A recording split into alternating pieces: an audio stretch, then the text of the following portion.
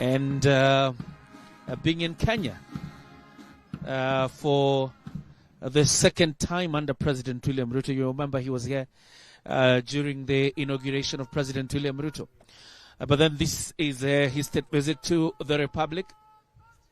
And you remember last week there are several deals that were signed between Kenya as part of a joint ministerial commission bordering on trade, issues of tourism and wildlife, the blue economy. And to access the sea, Ethiopia really needs the Republic of Kenya, particularly through the Lamu port. And these are some of the deals that you expect to be signed inside here. So after the dismissal of the parade, the President and the Prime Minister, together with the delegations, will retreat for bilaterals. It's not something you really expect to stay for so long, owing to the fact that there was a joint ministerial commission last week. So today is just polishing up and, familiarization, and then the signing, and then the two leaders will join us out here for a joint press conference between the President and the Prime Minister.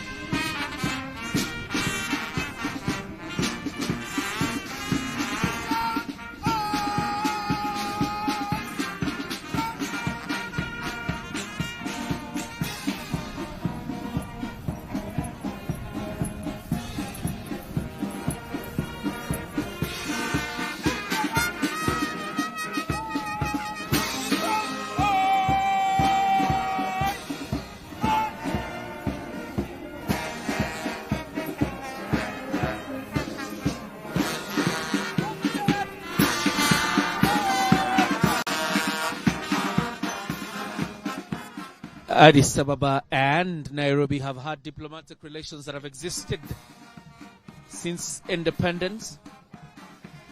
And to cement that relationship is that requirement for visa, that no Kenyan requires a visa to enter into Ethiopia, nor does an Ethiopian need a visa to access Kenya. In fact, as late as a few weeks ago, Ethiopia was exempted from the new requirements for anybody visiting Kenya, the visa-free entry, where you just fill the electronic traveler requirement. Ethiopia was exempted from it, owing to the relationship that Nairobi has had with Addis Ababa. President William Ruto introducing his ministers to Prime Minister Abiy Ahmed,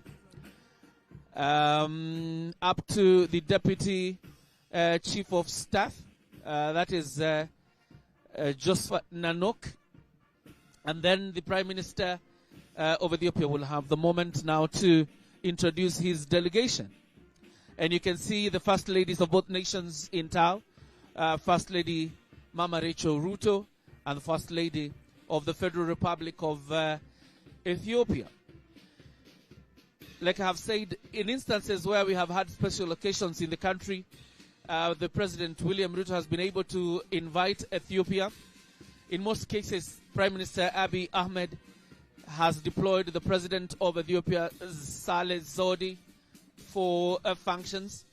So since the inauguration of President William Ruto in September of 2022, this is the first visit, then you would say perfectly so, for Prime Minister Abiy Ahmed to be in the Republic. So there are two reasons that bring Abiy Ahmed to Nairobi. One is cementing the brotherly relations between the two nations that have existed for so long. And number two, to follow up on that joint ministerial commission and the agreements really that were arrived in Addis Ababa. Last week, the Prime Cabinet Secretary Musalia Mudavadi did not wind up the cabinet retreat. Rather,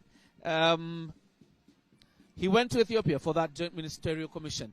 So what we expect right now, before I hand you back to studio, is that both leaders are going to have a tete-a-tete and then polishing up on some of those relations, bilateral relations signed last week, and then the two of them will address us later, and we'll be bringing you the event live. For now, let me hand you back to studio for the continuation of the Good Morning Kenya.